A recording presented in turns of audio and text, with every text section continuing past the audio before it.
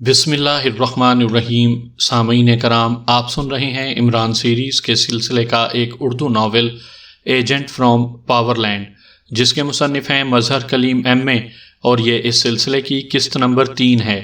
مجھے امید ہے آپ کو میری یہ کاوش پسند آ رہی ہوگی۔ آپ نے اگر ابھی تک میرا چینل کہانی گھر سبسکرائب نہیں کیا تو ابھی میرے چینل کو سبسکرائب کر کے بیل نوٹیفیکیشن آن کر لیجئے تاکہ آنے والی ہر نئی کہانی کی اطلاع بر وقت آپ تک پہنچ سکے۔ نارٹی نے شراب انڈھیل کر گلاس بارکر کے سامنے کھسکا دیا۔ اچھا چھوڑو، تم میرے دوست ہو اور بس، لیکن تم تو کہہ رہے تھے کہ سوائے خاص آدمیوں کے کسی کو بلیک وسکی کا علم نہیں ہے، حالانکہ تمہارا کاؤنٹر مین جانتا ہے۔ بارکر نے گلاس اٹھاتے ہوئے کہا۔ کاؤنٹر مین؟ راسکل! وہ صرف کاؤنٹر مین نہیں، میرا نمبر 2 ہے، بڑے کام کا آدمی ہے۔ نارٹی نے ہنستے ہوئے کہا۔ اچھا، تو یہی راسکل ہے، میں نے اس کا نام سنا تھا۔ اچھا یہ بتاؤ نارٹی، یہاں کسی علی عمران کو جانتے ہو؟ بارکر نے چسکی لیتے ہوئے کہا۔ کیا کہا؟ کس کا نام لیا آپ نے؟ نارٹی یوں حیرت سے اچھلا کہ ایک لمحے کے لیے تو بارکر بھی حیران رہ گیا۔ اس میں اتنے حیرت زدہ ہونے کی کیا بات ہے؟ علی عمران نام ہے اس کا، اور احمق سا نوجوان ہے۔ بارکر نے منہ بناتے ہوئے کہا۔ اوہ، تو اس کا مطلب ہے آپ اسے نہیں جانتے؟ کمال ہے، آپ جیسا آدمی علی عمران کو نہ جانے، جو پوری دنیا میں شیطان کی طرح مشہور ہے۔ لیکن آپ کو اس سے کیا کام ہے؟ نارٹی نے اپنے آپ کو سنبھالتے ہوئے کہا۔ چھوڑو، جب تم اس سے اتنے مروب ہو تو پھر بات کرنے کا فائدہ ہی نہیں۔ بارکر نے برا سا منہ بناتے ہوئے کہا۔ اوہ، تو آپ مجھے اس سے مروب سمجھ رہے ہیں؟ یہ بات نہیں بارکر صاحب، نارٹی نے مروب ہونا تو سیکھا ہی نہیں، میں تو صرف اس کا تعارف کروا رہا تھا۔ اصل بات یہ ہے کہ یہ سب کچھ صرف معلومات کی حد تک ہے۔ علی عمران کی جو فیلڈ ہوگی وہ میری نہیں ہے، کیونکہ آج تک بلیک وسکی اور علی عمران کبھی ٹکرائے نہیں۔ البتہ یہاں کی انٹیلیجنس کے سپرنٹینڈنٹ فیاض کے ساتھ اس کی کئی بار بطور نارٹی ملاقات ہو چکی ہے، اور بس۔ نارٹی نے پوری تفصیل بتاتے ہوئے کہا۔ او پھر ٹھیک ہے، ورنہ یقین جانو مجھے بڑی مایوسی ہوئی تھی۔ بارکر نے مسکراتے ہوئے کہا۔ آپ کو اس سے کیا کام ہے سر؟ نارٹی نے سوالیہ نظروں سے بارکر کو دیکھتے ہوئے پوچھا۔ میں اس سے ملنا چاہتا ہوں کسی اکیلی جگہ، اور شرط یہ ہے کہ اسے میرے متعلق تفصیلات کا علم نہ ہو۔ ایک سیکرٹ مسئلہ ہے۔ بارکر نے اصل بات کو گول کرتے ہوئے کہا۔ تو یہ کون سی مشکل بات ہے؟ اس کے دوست سپرنٹینڈنٹ فیاض کے ذریعے کہیں بھی اس سے ملاقات ہو سکتی ہے، یہ تو کوئی مسئلہ نہیں ہے۔ کب ملاقات کرنا چاہتے ہیں آپ؟ نارٹی نے کہا۔ جب بھی ہو جائے، بلکہ یوں کہنا زیادہ بہتر ہے کہ جس قدر جلد ممکن ہو سکے۔ بارکر نے بغیر کسی اشتیاق کے کہا۔ وہ نارٹی پر اپنا اشتیاق ظاہر کر کے اسے چونکانا نہیں چاہتا تھا۔ ہو جائے گی، میں کوشش کروں گا کہ کل ہی ہو جائے، لیکن مسئلہ ہے کیا؟ مجھے تو بتائیے، ہو سکتا ہے وہی مسئلہ میں حل کر دوں۔ نارٹی نے کہا۔ نہیں، وہ مسئلہ سیکرٹ سروسز سے متعلق ہے، تمہارے متعلق نہیں۔ وہ مجھے اچھی طرح جانتا ہے، لیکن میں اپنے نام سے اسے ملنا نہیں چاہتا، میں اچانک اس کے سامنے آنا چاہتا ہوں۔ بارکر نے کہا۔ ٹھیک ہے، میں انتظام کر لوں گا، بے فکر رہیں۔ نارٹی نے کہا۔ اوکے، اس قدر اچھی شراب کا بے حد شکریہ، اب میں چلتا ہوں۔ بارکر نے اٹھتے ہوئے کہا۔ ارے بیٹھیے، کہاں چل دیے آپ؟ میرے ساتھ کوٹھی چلیے، نارٹی نے چونک کر کہا۔ او ایسی کوئی بات نہیں، میری یہاں معقول رہائش موجود ہے، تھینک یو، بارکر نے مسکراتے ہوئے کہا۔ اچھا، پھر میں اطلاع کہاں دوں؟ Phone number? نارٹی نے کھڑے ہوتے ہوئے کہا۔ تم اپنا فون نمبر بتا دو، میں بات کر لوں گا، بارکر نے کہا، اور نارٹی نے ایک نمبر بتا دیا۔ اس پر آپ اپنا تعارف ناٹی مین کہہ کر کرائیں گے تو مجھ سے رابطہ قائم ہو جائے گا، نارٹی نے کہا، اور بارکر نے سر ہلا دیا، اور پھر دونوں نے مصافحہ کیا، اور نارٹی اس بار خود ہی اسے بیرونی کمرے اور راہداری کے سرے تک چھوڑنے آیا، اور ایک بار پھر مصافحہ کر کے بارکر تیزی سے ہال کی طرف بڑھ گیا۔ اس نے صرف احتیاطی تدابیر کے طور پر نارٹی سے رابطہ قائم کیا تھا، ورنہ اس کا خیال تھا کہ اس کی ضرورت ہی نہیں پڑے گی۔ ٹونی اب تک اپنے مشن میں کامیاب ہو چکا ہوگا، اور اب کار چلاتا ہوا وہ واپس اپنی کوٹھی کی طرف بڑھتے ہوئے یہی سوچ رہا تھا کہ ٹونی وہاں کامیابی کی خبر لیے لازماً موجود ہوگا۔ عمران گھوم کر جب ہوٹل میں پہنچا تو اسے پتہ چلا کہ سر رحمان کو ایک کار میں ڈال کر ہسپتال لے جایا جا چکا ہے اور بم کی وجہ سے ہوٹل میں خاصا جانی نقصان ہوا ہے۔ 4 افراد ہلاک اور 8 کے قریب زخمی ہو چکے ہیں۔ عمران کو معلوم تھا کہ سر رحمان کو سروسز ہسپتال لے جایا گیا ہوگا۔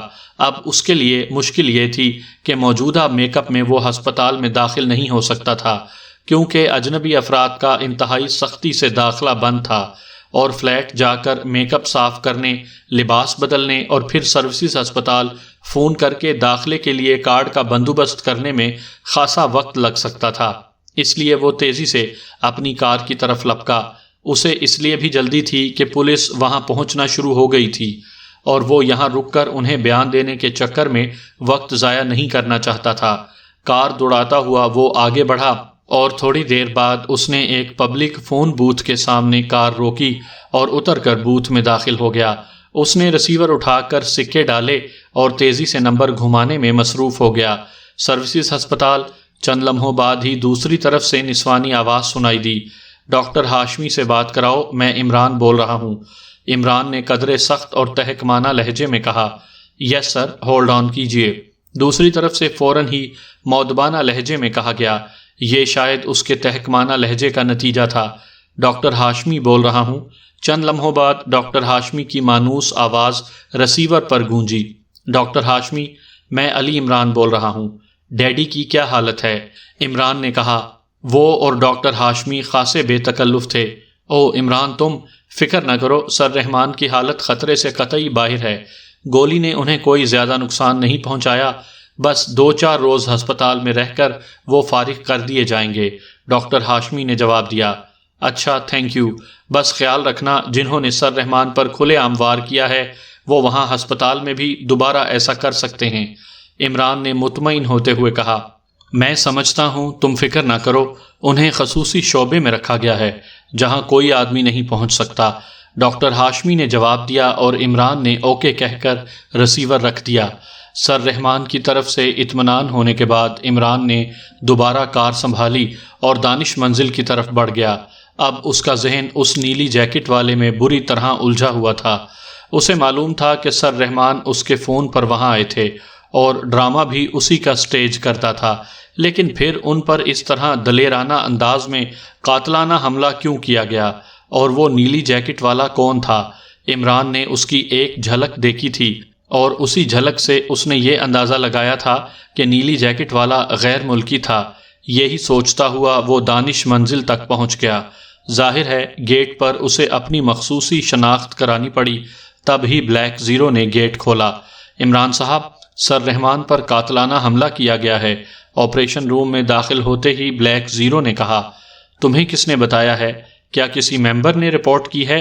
عمران نے کرسی پر بیٹھتے ہوئے پوچھا۔ ابھی سر سلطان کا فون آیا تھا، وہ آپ کو اطلاع دینا چاہتے تھے۔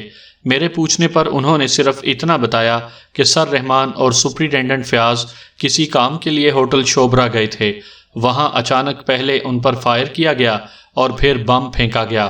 ویسے سر رحمان خطرے سے باہر ہیں، بلیک زیرو نے تفصیل بتاتے ہوئے کہا، اور جب عمران نے اسے سپر فیاض کو دعوت پر بلانے سے لے کر نیلی جیکٹ والے کے پیچھے بھاگنے کی تمام کہانی سنائی تو بلیک زیرو حیران رہ گیا۔ اس کا مطلب ہے فائر کے وقت آپ وہیں موجود تھے؟ بلیک زیرو نے حیرت بھرے لہجے میں کہا۔ ہاں، اور میرے ہی اس نیلی جیکٹ والے کے پیچھے بھاگنے کی وجہ سے اس نے مجھ پر بم پھینکا، لیکن میں تو نیچے لیٹ کر اپنے آپ کو بچا گیا، لیکن اس طرح وہ نیلی جیکٹ والا غائب ہو گیا۔ وہ غیر ملکی لگتا تھا، عمران نے سر ہلاتے ہوئے کہا، لیکن اس طرح کھلے عام حملے کی آخر کوئی وجہ تو ہوگی، بلیک زیرو نے کہا۔ یہی بات تو سمجھ میں نہیں آ رہی، عمران نے آنکھیں بند کرتے ہوئے کہا۔ ہو سکتا ہے سر رحمان کسی کیس پر کام کر رہے ہوں اور اس وجہ سے حملہ کیا گیا ہو، بلیک زیرو نے کہا، لیکن سر رحمان تو میری وجہ سے وہاں پہنچے تھے اور انہوں نے وہاں پہلے چند ہی لمحے گزارے تھے۔ حملہ آور کو کس طرح بھی یہ معلوم نہیں ہو سکتا تھا کہ سر رحمان وہاں آئیں گے، اور پھر جس راہداری کے موڑ سے ان پر فائر کیا گیا ہے وہ کافی اندر ہے۔ اس کا مطلب ہے حملہ آور پہلے سے وہاں موجود تھا۔ اگر وہ ڈیڈی کے پیچھے آتا تو لازماً گیٹ سے فائر کرتا۔ یہ تو شکر ہے کہ ضرب کاری نہیں آئی، ورنہ میں اپنے آپ کو کبھی معاف نہ کرتا۔ عمران نے اسی طرح آنکھیں بند رکھتے ہوئے کہا، اور بلیک زیرو سر ہلا کر رہ گیا۔ واقعی عمران کا تجزیہ بالکل درست تھا۔ کچھ دیر بعد عمران نے چونک کر آنکھیں کھولیں اور پھر میز پر پڑا ہوا ٹیلی فون اپنی طرف کھسکا کر اس نے جولیا کے نمبر ڈائل کیے۔ Julia speaking. دوسری طرف سے جولیا کی آواز سنائی دی۔ X2۔ عمران نے X2 کے لہجے میں کہا، یس سر۔ جولیا کا لہجہ یک لخت مودبانہ ہو گیا۔ سر رحمان پر ہوٹل شوبرا میں قاتلانہ حملہ کیا گیا ہے۔ حملہ آور قدرے لمبے قد اور بھرے ہوئے جسم کا غیر ملکی تھا۔ اس نے براؤن رنگ کی پتلون اور نیلی جیکٹ پہن رکھی تھی۔ اس نے پیروں میں جوگر پہن رکھے تھے۔ وہ ہوٹل شوبرا کے عقبی طرف سے نکل کر غائب ہو گیا ہے۔ تم اپنے تمام ممبران سمیت شہر میں پھیل جاؤ اور کسی مشکوک آدمی کو ڈھونڈنے کی کوشش کرو۔ اگر کوئی ایسا مشکوک آدمی نظر آئے تو اس کی نگرانی کرو اور مجھے فوری رپورٹ دو۔ عمران نے کہا، بہتر سر، میں ابھی احکامات دے دیتی ہوں۔ سر رحمان کی حالت کیسی ہے باس؟ جولیا نے پوچھا۔ وہ ٹھیک ہیں، خطرے سے باہر ہیں، عمران نے سرد لہجے میں کہا اور رسیور رکھ دیا۔ رسیور رکھتے ہی فون کی گھنٹی بج اٹھی تو عمران نے چونک کر دوبارہ رسیور اٹھا لیا۔ X2۔ عمران نے مخصوص لہجے میں کہا، صفدر بول رہا ہوں سر، میں نے یہاں ہوٹل آرگنزا کے سامنے ایک غیر ملکی کو دیکھا ہے جناب۔ یہ غیر ملکی پاور لینڈ کے سلسلے میں ہم سے ٹکرایا تھا۔ ویسے اس وقت میں نے اس کی گردن توڑ دی تھی، لیکن آج وہ مجھے یہاں زندہ نظر آیا ہے تو میں چونک پڑا ہوں، صفدر نے کہا، اور عمران پاور لینڈ کا نام سن کر چونک کر سیدھا ہو گیا۔ اس کا حلیہ کیا تھا؟ عمران نے پوچھا۔ اس کا خیال تھا کہ شاید ہینری آیا ہوگا، لیکن صفدر نے جو حلیہ بتایا وہ اس آدمی کا تھا جس نے ساری ٹیم کو قید کر دیا تھا۔ اور پھر جیسے فلیش سا ہوتا ہے اس طرح عمران کے ذہن میں جھماکا سا ہوا۔ اس کا نام اسے یاد آ گیا۔ اس کا نام بارکر تھا۔ کیا وہ ہوٹل کے اندر جا رہا تھا یا باہر نکل رہا تھا؟ عمران نے چند لمحے سوچنے کے بعد پوچھا۔ اسے جناب ہوٹل سے باہر میں نے دیکھا تھا۔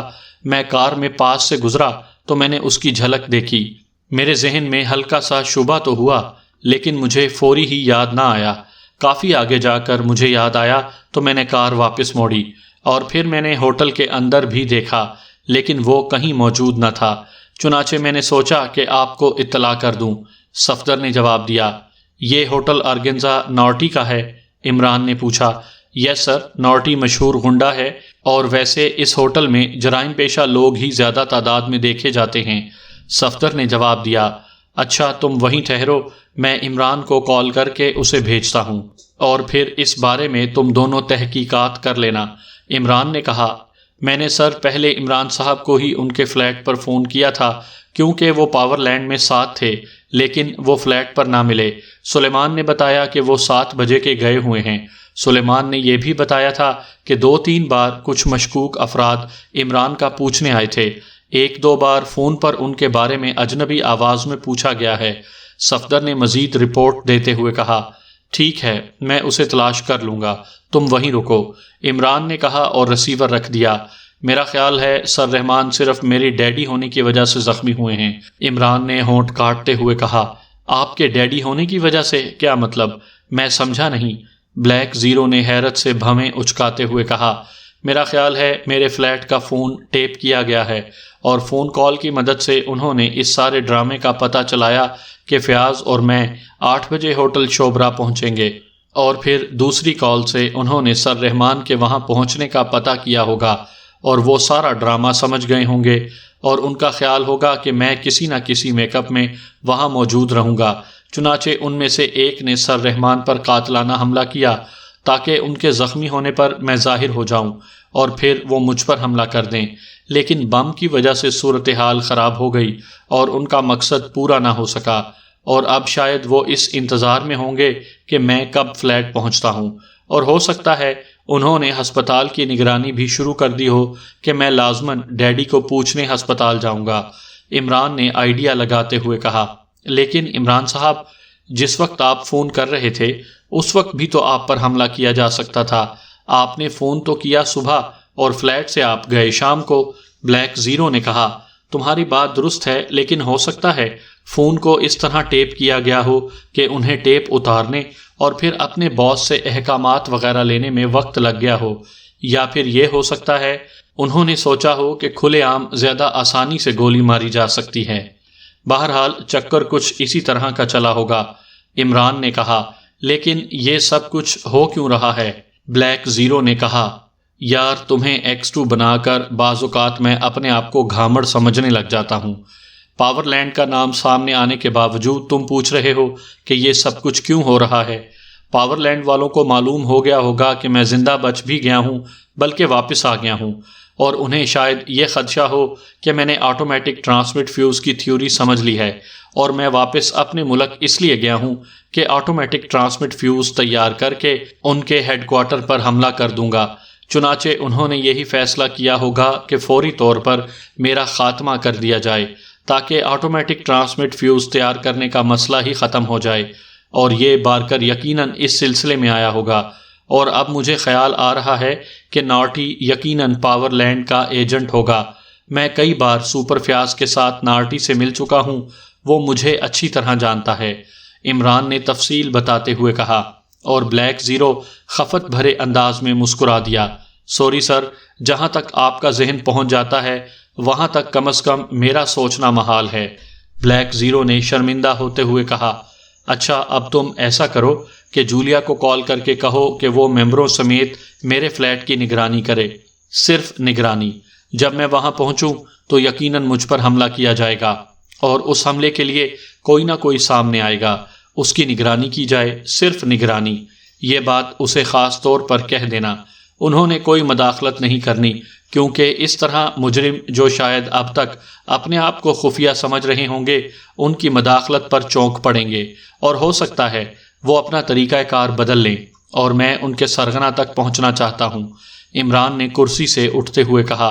تو آپ سیدھے فلیٹ پر جائیں گے؟ بلیک زیرو نے پوچھا۔ ہاں، اب یہ ضروری ہے تاکہ اگر واقعی حملہ ہوتا ہے تو کوئی نہ کوئی تو سامنے آئے گا۔ تم صفدر کو ٹرانسمیٹر کال پر کہہ دو کہ وہ فی الحال نارٹی کی نگرانی کرے، بعد میں اس سے بات ہو جائے گی، عمران نے سر ہلاتے ہوئے کہا، اور پھر وہ تیز تیز قدم اٹھاتا ڈرائنگ روم کی طرف بڑھ گیا۔ تھوڑی دیر بعد وہ میک اپ صاف کر کے اپنی اصل شکل میں دانش منزل سے کار لے کر باہر آ گیا۔ اس کا پروگرام یہ تھا کہ وہ عقبی طرف سے پہلے فلیٹ میں داخل ہوگا اور پھر صورتحال کو دیکھ کر مزید اقدامات کر لے گا۔ ہو سکتا ہے حملے کی نوبت ہی نہ آئے اور مشکوک افراد کو ویسے ہی چیک کر لے۔ اس کے ساتھ ساتھ وہ پہلے اپنے فون کو چیک کرنا چاہتا تھا کہ کیا واقعی اسے ٹیپ کیا گیا ہے یا نہیں، اور اس دوران سیکرٹ سروس کے ممبران بھی نگرانی کے لیے وہاں پہنچ جائیں گے۔ بارکر کو جب کوٹھی پہنچ کر یہ اطلاع ملی کہ ابھی تک عمران کا کہیں پتہ نہیں چلا، نہ ہی وہ فلیٹ پر آیا ہے اور نہ ہسپتال، تو بارکر کو شدید ذہنی کوفت ہوئی۔ اس نے ٹرانسمیٹر پر ٹونی کی فریکوینسی سیٹ کی اور پھر بٹن آن کر دیا۔ یس ٹونی اٹینڈنگ اوور۔ چند لمحوں بعد ٹونی کی آواز سنائی دی۔ بارکر بول رہا ہوں، سنو، تمہاری منصوبہ بندی درست نہیں ہے۔ سر رحمان پر حملہ کر کے تم نے لازماً عمران کو چونکا دیا ہوگا، اس لیے اب اس کا اس طرح مل جانا محال ہے، اور یہ بھی ہو سکتا ہے کہ وہ اپنے فلیٹ کی نگرانی کرائے۔ اس لیے تم فوری طور پر اپنے گروپ کو واپس بلا کر اپنے ہیڈ کوارٹر بھیج کر یہاں میرے پاس آ جاؤ۔ ہمیں کوئی ایسا پلان بنانا پڑے گا جس سے کام کی رفتار حسب منشا تیز ہو سکے۔ اوور۔ بارکر نے کرخت لہجے میں کہا۔ ٹھیک ہے باس، میں آ رہا ہوں۔ اوور، ٹونی نے جواب دیا، اور بارکر نے ٹرانسمیٹر آف کر دیا۔ اس کے چہرے پر جھلاہٹ کے آثار نمایاں تھے، لیکن وہ ٹونی کے یہاں پہنچنے سے پہلے کوئی ایسا منصوبہ تیار کرنا چاہتا تھا جس سے نہ صرف عمران کو باہر بلایا جا سکے بلکہ اس پر حملہ کیے جانے کی بھی پوزیشن بن جائے۔ سوچتے سوچتے اسے خیال آیا کہ سر رحمان اگر عمران کے والد ہیں تو پھر لازماً عمران کے دیگر رشتہ داران بھی ہوں گے۔ اگر ان میں سے کسی ایسے آدمی کو اغوا کر لیا جائے جس کے اغوا سے عمران مجبور ہو کر باہر آ جائے تو صورتحال کو اپنی مرضی سے ڈھالا جا سکتا ہے، لیکن اسے عمران کے رشتہ داروں کے بارے میں کسی تفصیلات کا علم نہیں تھا۔ وہ چند لمحے سوچتا رہا، پھر اس نے ٹیلی فون کا ریسیور اٹھایا اور نارٹی کے بتائے ہوئے نمبر ڈائل کرنے شروع کر دیے۔ مخصوص کوڈ بتانے پر جلد ہی نارٹی سے رابطہ قائم ہو گیا۔ نارٹی: عمران کے والد کہاں رہتے ہیں؟ کیا تمہیں معلوم ہے؟ بارکر نے پوچھا۔ او بارکر صاحب، عمران کے والد سر رحمان تو اس وقت ہسپتال میں ہوں گے۔ ابھی چند لمحے پہلے مجھے اطلاع ملی ہے کہ سر رحمان پر ہوٹل شوبرا میں کھلے عام حملہ کیا گیا ہے۔ وہاں فائرنگ کے ساتھ ساتھ بم بھی پھینکا گیا ہے۔ نارٹی نے جواب دیا۔ اچھا، لیکن ان کی رہائش گاہ کہاں ہے؟ مجھے فوراً واپس جانا ہے اور میں عمران سے ملاقات کے لیے زیادہ دیر انتظار نہیں کر سکتا، اس لیے میں نے سوچا کہ جو معلومات عمران کو پہنچانی ہیں کیوں نہ انہیں عمران کے والد تک پہنچا دیا جائے۔ اس طرح میرا مشن مکمل ہو جائے گا۔ لیکن اب تم کہہ رہے ہو کہ عمران کے والد کو زخمی کر دیا گیا ہے اور وہ ہسپتال میں ہیں، تو پھر ایسا ہے کہ میں ان کے گھر خط پہنچا دیتا ہوں، میرا مسئلہ ختم ہو جائے گا اور میں جلد از جلد واپس چلا جاؤں گا۔ بارکر نے گھما پھرا کر بات کرتے ہوئے کہا۔ تو پھر یہ خط آپ عمران کے فلیٹ پر پہنچا دیں۔ اس کا فلیٹ کنگ روڈ پر ہے، نمبر 200 ہے۔ نارٹی نے جواب دیا۔ یہ تو مجھے معلوم ہے، لیکن وہاں 2 روز سے تالا لگا ہوا ہے۔ بارکر نے جان بوجھ کر جھوٹ بولتے ہوئے کہا۔ ایک بار میں سپرنٹینڈنٹ فیاض کے ساتھ سر رحمان کی کوٹھی پر گیا تھا، وہ آفیسرز کالونی میں ہے، نمبر 25 ہے اس کا۔ نارٹی نے جواب دیا۔ وہاں کوٹھی میں کوئی تو رہتا ہوگا، اگر کسی خاص شخصیت کا پتہ چل جائے جو ذمہ دار بھی ہو تو زیادہ بہتر ہے۔ بارکر نے سر ہلاتے ہوئے پوچھا۔ ذمہ دار شخصیت؟ جہاں تک مجھے معلوم ہے وہاں تو ان کی بیوی اور ایک لڑکی رہتی ہے۔ عمران ان کا اکلوتا لڑکا ہے جو علیحدہ رہتا ہے۔ آپ ایسا کریں، یہ خط سپر فیاض کو پہنچا دیں، وہ انتہائی ذمہ دار آدمی ہے۔ وہ یہ خط سر رحمان، بلکہ اگر آپ کہیں تو عمران تک پہنچا دے گا۔ نارٹی نے مشورہ دیتے ہوئے کہا۔ تو کیا سپر فیاض کو معلوم ہوگا کہ عمران کہاں ہے؟ بارکر نے چونک کر پوچھا۔ نہ بھی ہوگا تو وہ اسے ڈھونڈ لے گا، وہ اس کا بہت گہرا دوست ہے، بلکہ اس نے مجھے بتایا تھا کہ جس فلیٹ میں عمران رہتا ہے وہ بھی اسی کی ملکیت ہے۔ نارٹی نے جواب دیا۔ اس سپرنٹینڈنٹ فیاض کا گھر کہاں ہے تاکہ میں بھی اس سے رابطہ قائم کر لوں؟ بارکر نے کہا۔ وہ ذیشان کالونی کی کوٹھی نمبر 12 میں رہتا ہے۔ پھر میں آپ کی اور عمران کی ملاقات کے سلسلے میں بھاگ دوڑ نہ کروں؟ نارٹی نے کہا۔ ہاں، میرے خیال میں اب اس کی ضرورت نہیں، میں سپر فیاض کے ذریعے ہی عمران تک مطلوبہ خط پہنچا دوں گا۔ گڈ بائے، بارکر نے کہا اور رسیور رکھ دیا۔ اسی لمحے دروازہ کھلا اور ٹونی اندر داخل ہوا۔ آؤ ٹونی، بیٹھو، تمہارا گروپ بخیریت اپنے ہیڈ کوارٹر پہنچ گیا ہے؟ بارکر نے سنجیدہ لہجے میں کہا۔ یس باس، ٹونی نے کرسی پر بیٹھتے ہوئے مؤدبانہ لہجے میں جواب دیا۔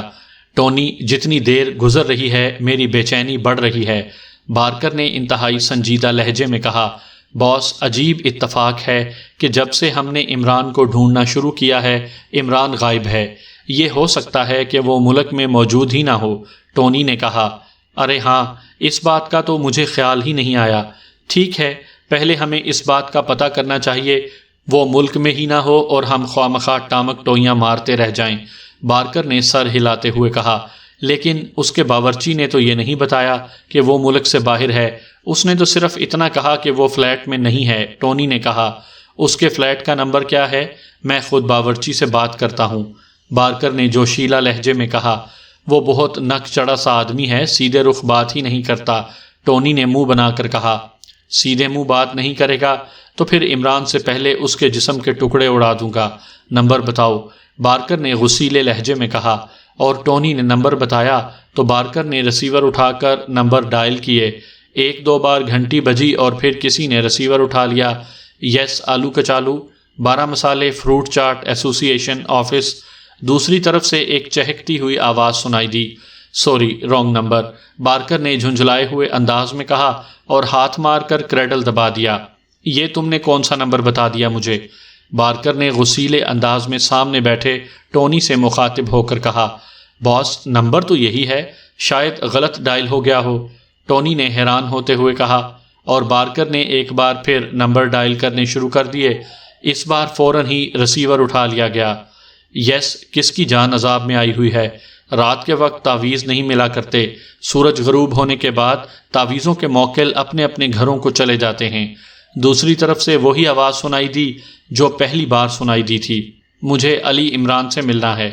بارکر نے آنکھیں جھپکاتے ہوئے کہا، اچھا، صرف مصافحہ کرنا ہے یا گلے بھی ملنا ہے؟ مصافحے کی فیس تھوڑی ہوگی، جبکہ معانقہ یعنی گلے ملنے کی فیس زیادہ ہوگی، کیونکہ میں نے پسلیاں ٹوٹنے کی انشورنس نہیں کرائی، اسی آواز میں جواب ملا۔ اور بارکر اور ٹونی دونوں ہی بری طرح چونک پڑے، کیونکہ اس فکرے کا مطلب تھا کہ بولنے والا خود علی عمران ہے۔ آپ علی عمران ہیں؟ بارکر نے پوچھا۔ صرف علی عمران نہیں ہوں، علی عمران MSc DSc آکسن بھی ہوں۔ بڑا پیسہ خرچ کیا ہے ڈیڈی نے ان ڈگریوں کے لیے، میرا کیا ہے، میں نے تو بس امتحان میں نقل ہی مارنی تھی۔ دوسری طرف سے عمران نے جواب دیتے ہوئے کہا، تو پھر سنو، تمہاری موت آ گئی ہے، میں تمہیں ان ڈگریوں سمیت قبر میں دفن کر دوں گا۔ بارکر نے اس بار کھولتے ہوئے لہجے میں کہا، ہمارے ہاں بکواس کرنے والے کو بارکر کہا جاتا ہے، اور بکواس کا مطلب ہی یہی ہے کہ اس پر یقین نہ کیا جائے۔ عمران نے اسی طرح چہکتے ہوئے انداز میں کہا، یہ تو تمہیں ابھی معلوم ہو جائے گا جب تمہاری روح تمہارے جسم کے ایک ایک ٹکڑے سے نکلے گی۔ بارکر نے چیختے ہوئے کہا، ارے بھائی، میں نے تو صرف مطلب بتایا تھا، تم خواہ ناراض ہو گئے۔ وہ تمہارے آدمی شاید میرے فلیٹ کی نگرانی کر کرا کے تھک گئے ہیں، اس لیے اپنے گھروں کو سدھار گئے، تو میں ان کی بات کر رہا تھا، اور اب میں ان کے انتظار میں فلیٹ میں بیٹھا سوکھ رہا ہوں۔ کہو تو شہر سے کچھ مالش کرنے والے بھجوا دوں؟ عمران نے کہا، میں سمجھ گیا تم بہت کچھ جان چکے ہو، اور پھر سن لو کہ میرا نام بارکر ہے، بارکر۔ میں آدمی کو للکار کر مارنے کا قائل ہوں، سمجھے؟ اس لیے اب ہوشیار رہنا، اور اگر کوئی کتے بلے اپنے گرد جمع کر سکتے ہو تو کر لو، تمہاری موت تو بہرحال مقدر ہو چکی ہے۔ چلو اس بہانے، بارکر نے غصیلے انداز میں کہنا شروع کیا، لیکن ٹونی نے جلدی سے ہاتھ بڑھا کر کریڈل دبا دیا، اور بارکر کا فکرہ ادھورا رہ گیا۔ باس، وہ فون ٹریس کرنے کے لیے وقت لے رہا ہے، ٹونی نے تیز لہجے میں کہا۔ او ہاں، لیکن فکر نہ کرو، میں نے اس کا پہلے ہی بندوبست کر رکھا ہے۔ جو فون نمبر اسے ایکسچینج سے ملے گا وہ شہر کی کسی اور کالونی کا ہوگا۔ بارکر نے سر ہلاتے ہوئے ریسیور کریڈل پر رکھا۔ پھر ٹھیک ہے، اب کیا خیال ہے؟ وہ فلیٹ میں موجود ہے، کارروائی شروع نہ کر دی جائے؟ ٹونی نے کہا، ہاں، لیکن تمہارے آدمیوں کو وہاں تک بھیجتے بھیجتے دیر ہو جائے گی، میں اپنا گروپ لے جاتا ہوں۔ چلو تم بھی ساتھ چلو، آج اس قصے کو ہی ختم کر دیں۔ بارکر نے ایک جھٹکے سے اٹھتے ہوئے کہا، اور پھر وہ تیزی سے اٹھ کر بیرونی دروازے کی طرف لپکا، اور پھر اس کے چیخ چیخ کر احکام دینے پر اس کے پانچوں آدمی چند ہی لمحوں میں پوری طرح مسلح ہو کر تیار ہو گئے۔ گیراج سے دوسری گاڑی نکال لی گئی، اور پھر وہ پانچوں مسلح افراد دوسری سیاہ رنگ کی گاڑی میں، اور بارکر ٹونی سفید رنگ کی گاڑی میں بیٹھ گئے۔ دونوں گاڑیوں کی نمبر پلیٹیں جعلی تھیں، اس لیے انہیں گاڑیوں کی طرف سے کوئی فکر نہ تھی۔ بارکر نے فلیٹ پر حملے کا تمام منصوبہ اپنے آدمیوں کو سمجھا دیا تھا، اور چند لمحوں بعد دونوں گاڑیاں کوٹھی سے نکل کر کنگ روڈ کی طرف بڑھنے لگیں جہاں عمران کا فلیٹ تھا۔ وہ سب مجسم موت بنے عمران کی طرف بڑھ رہے تھے۔ باس، اس عمران کو آپ کے نام اور فلیٹ کی نگرانی کا پتہ کیسے چل گیا؟ ٹونی نے کوٹھی سے باہر نکلتے ہی کہا، اس بات پر تو مجھے بھی حیرت ہو رہی ہے، میرا خیال ہے میرے نام کا پتہ اسے نارٹی سے ملا ہوگا، صرف وہی جانتا ہے کہ میں یہاں ہوں۔ بہرحال میں اس سے بھی نمٹ لوں گا، جو شخص اعتماد کھو دے اس کا زندہ رہنا جرم ہے۔ بارکر نے دانت پیستے ہوئے کہا، نارٹی، وہ کون ہے؟ ٹونی نے حیرت زدہ ہو کر پوچھا، اور بارکر نے اسے مختصر الفاظ میں بتا دیا، اور ٹونی کندھے اچکا کر رہ گیا۔ تھوڑی دیر بعد دونوں کاریں کنگ روڈ کے پہلے چوک پر پہنچ گئیں۔ بارکر نے کار ایک سائڈ پر کر کے روک دی، اور اس کے پیچھے آنے والی سیاہ رنگ کی کار بھی کچھ فاصلے پر رک گئی۔ وہ سامنے پبلک بوتھ ہے، میں جا کر وہاں سے عمران کو فون کرتا ہوں، اگر وہ ہوا تو اشارہ کروں گا۔ تم باقی آدمیوں کو ساتھ لے کر فلیٹ کو اس طرح چاروں طرف سے گھیرے میں لے لینا کہ عمران کسی طرف سے نکل نہ سکے، اور اس کے بعد جب تک پورے فلیٹ کی اینٹ سے اینٹ نہ بچ جائے تم نے اپنی جگہ سے ہلنا نہیں، اور حملے کے بعد تم سب نے انتہائی تیز رفتاری سے واپس جانا ہے، اور تعاقب کا خاص خیال رکھنا ہے۔ بارکر نے ٹونی کو سمجھاتے ہوئے کہا، لیکن باس یہ بھی تو ہو سکتا ہے کہ عمران نے اپنے فلیٹ کی نگرانی کروا رکھی ہو اور جیسے ہی ہم فائر کھولیں وہ ہم پر فائر کھول دیں۔ ہمارے پاس گاڑی ایک ہے، ہمارے لیے نکلنا مسئلہ بن سکتا ہے، ٹونی نے کہا۔ تو پھر؟ بارکر نے کہا۔ باس میرا خیال ہے میں آپ کی کار میں سے گزرتے ہوئے عمران کے فلیٹ پر بلو فائر کروں اور آگے نکل جاؤں۔ ظاہر ہے نگرانی کرنے والے میرے پیچھے لگ جائیں گے۔ جب وہ سب نکل جائیں تو آپ اپنے آدمیوں سمیت فلیٹ پر ہلہ بول دیجیے گا، میں اپنے پیچھے آنے والوں کو آسانی سے ڈاج دے کر نکل جاؤں گا۔ ٹونی نے تجویز پیش کرتے ہوئے کہا۔ گڈ آئیڈیا، واقعی یہ درست رہے گا، لیکن پہلے اس بات کی تصدیق تو کر لیں کہ واقعی عمران فلیٹ میں موجود ہے بھی یا نہیں۔